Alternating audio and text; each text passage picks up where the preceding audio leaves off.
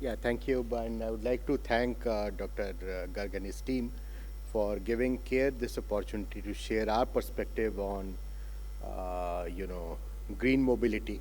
So I have a small presentation, and after that I'll just touch upon what are the main, pathways for biomass to, uh, transport fuel, whether it's in the form of power, which can power EVs, or whether in the form of fuels.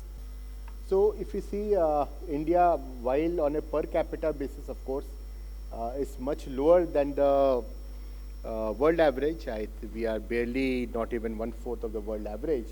But having said that, in terms of actual CO2 emission, which is very large, we are the third largest, uh,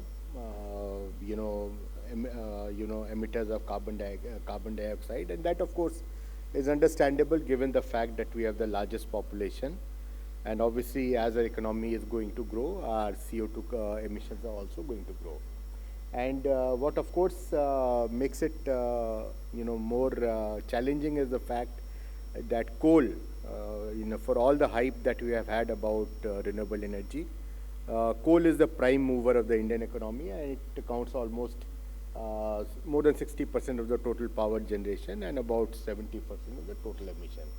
And post COVID-19, we have seen a very sustained and fairly robust power demand growth, which is, of course, something that we must welcome. I mean, obviously, a higher energy consumption, higher power consumption is symptomatic of a growing economy, and that's not something to be unwelcome. But the fact is that, unless we are able to move away from coal, it will mean that you will continue to have a lot of emissions. And of course, we are seeing, in so many natural calamities and all, that, there will be an impact on our well-being as well. So transition is a need of the hour, especially in sectors such as electricity, transport, steel, cement, etc. And transport being one of the major consumer, obviously it has to pull its weight. One, of course, there are multiple routes. RE capacity, we have seen a very significant growth in the total capacity. Right now, RE capacity accounts for almost 31% of the capacity mix, but only 13% of the generation, because as we know, wind and solar have a relatively smaller PLF compared to the coal. And future capacity addition are being supported by a very healthy pipeline of more than 75 gigawatt. And why I am touching upon RE capacity in terms of green mobility is that, electric vehicles are going to be, one of the, components of, the green transition. And obviously, it makes sense if we are able to use mostly renewable energy rather than fossil fuels to power up all these electric vehicles, because otherwise we are actually making it worse if we are depending upon coal-based thermal to generate. We are merely shifting the source of CO2 from, emission from city, generation point of the emission from the cities to the mining locations or the thermal power plants where such electricity is being produced.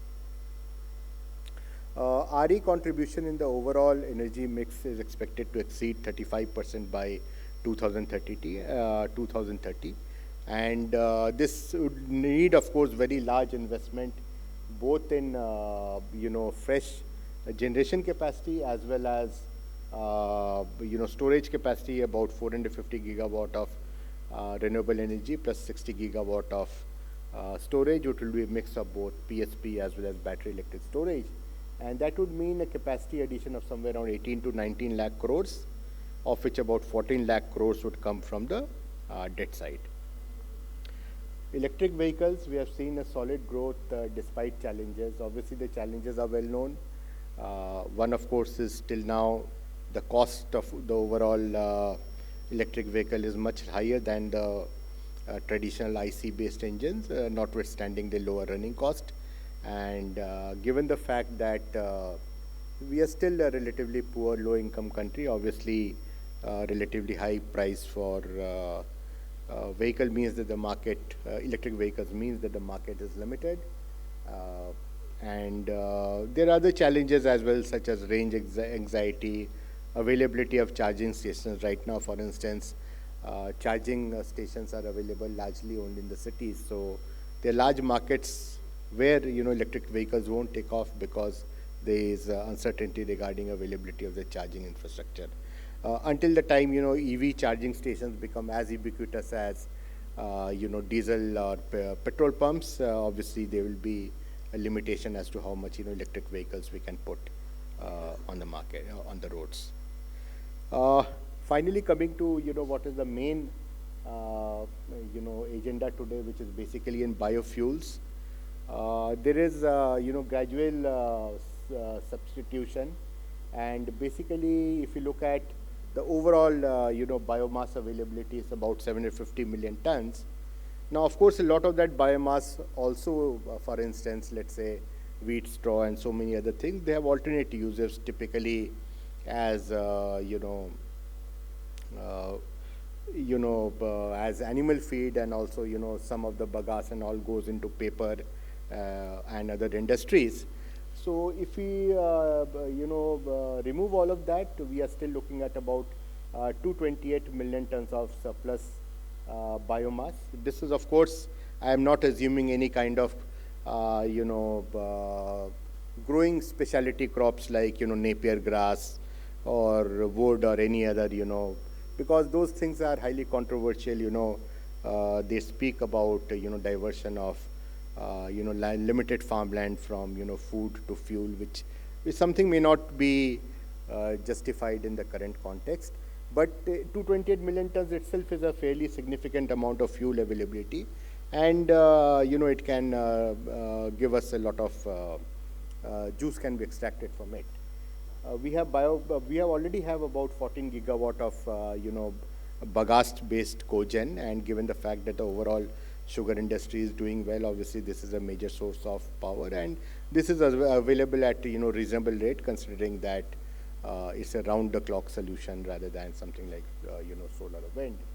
So we have biogas potential, which I think my esteemed colleague has already spoken about, from crop stubble, municipal solid waste, and dung. So there are multiple routes, for getting to biofuels. Broadly, if I was to classify the entire biofuel universe in the current, there are three main routes that we are talking about. The most developed one, of course, is bioethanol, predominantly made using sugarcane products, whether it's molasses or whether it's cane juice. Also, when we have surplus production, that is being converted into ethanol. And of course, in addition to sugarcane, we are also using grains, which could be maize, broken rice, spoiled grains, which is available with Food Corporation of India. We have reached almost 15% addition of petrol with ethanol. Now, if you have to go beyond 15%, of course, we'll need changes. For instance, up to 15% blending of petrol with ethanol, we don't really have to change anything. I mean, you don't have to change the petroleum infrastructure, nor do you have to change the automobile engines, because, up to 15%. But beyond that, because as we are aware that ethanol is an oxygenate. So beyond a certain extent, it can cause corrosion in automobiles. So obviously there has to be redesign of the engines. So obviously not all vehicles can run on flex fuel, basically fuel which is more than 15%. You'd have already seen, E20 being available in some petrol pumps, and obviously we can go up to E85, E100 is also possible.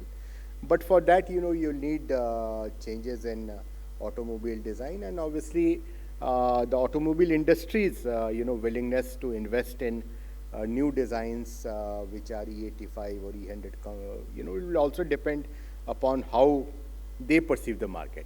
Now, when ethanol, of course, again, when we come to speak about ethanol, there are multiple routes.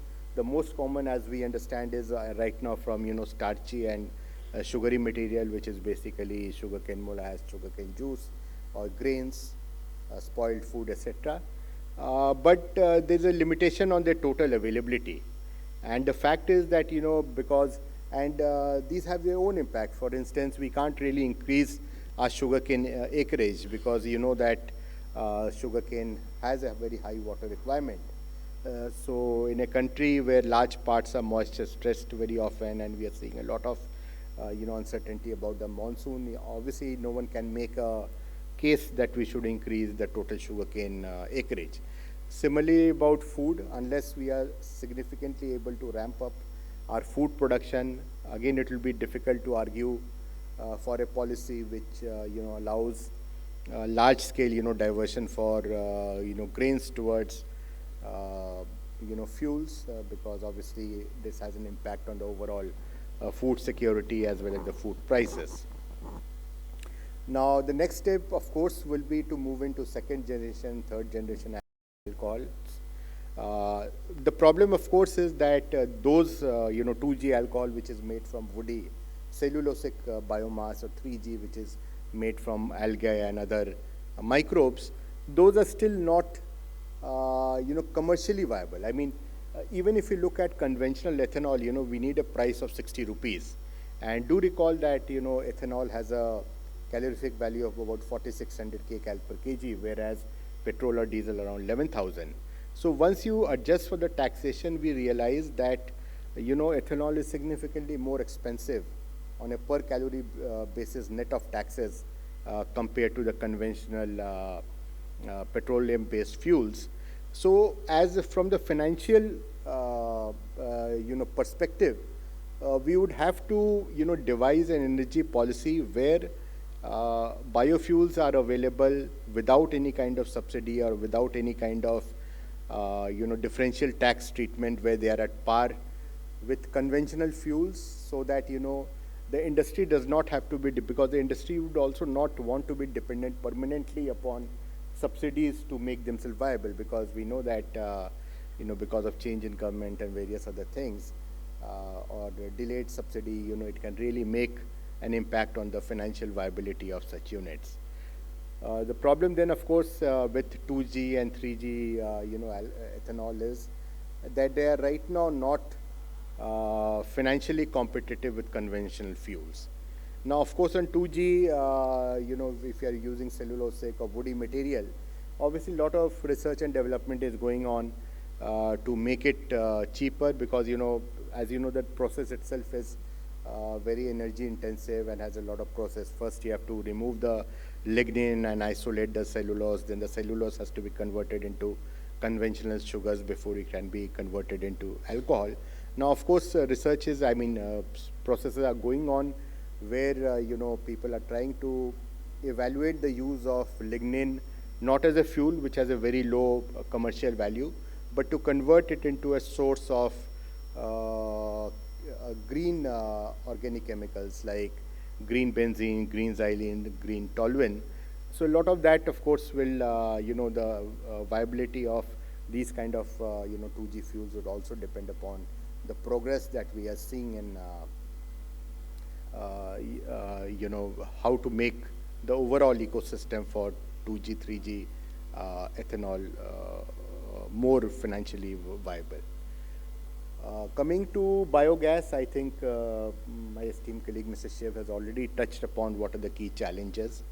There are a number of challenges, in the biogas space as I see it. Our biomass availability is distributed well throughout the country, but biomass is available at certain points of time. For instance, typically it is associated with the harvest cycle. For instance, in the Kharif season, you will have a lot of material available like paddy straw, etc., paddy stubble, paddy husk, etc., in the Kharif, in the harvesting season. Similarly, you would have, materials like, mustard, crop residue and others which are available in the Rabi harvesting season. But so material is available in a small window, but you have to store it throughout the year, because, you have to run your CBG plant throughout the year. So that has an implication on the overall capacity, capex cost.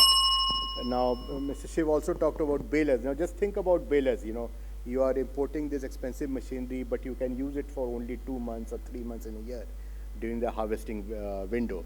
So obviously, those costs have to be socialized by the government, like it has done in the case of renewable energy. For instance, transmission costs have been socialized. Similar things will have to be worked out for CBG. Now, while CBG prices themselves are quite viable, but as Mr. Shiv has pointed out, the big problem there is disposal of fermented organic manure. While fermented organic manure is a very good quality, fertilizer, but the farmer acceptance right now is low.